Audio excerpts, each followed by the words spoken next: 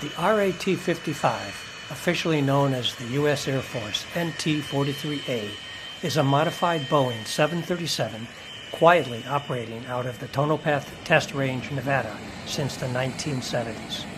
It's shown here on the ground at Rick Husband Amarillo International Airport in Texas.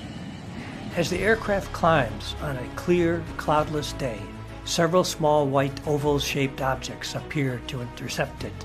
They move rapidly, too fast and too small to register in real time. Only frame-by-frame analysis reveals their presence in slow-motion mode.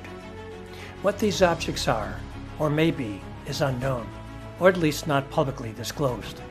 Credit goes to Jason Zicker for capturing this rare daytime footage of an aircraft seldom seen. The small objects captured by Jason are not rare, yet their presence and proximity continue to intrigue.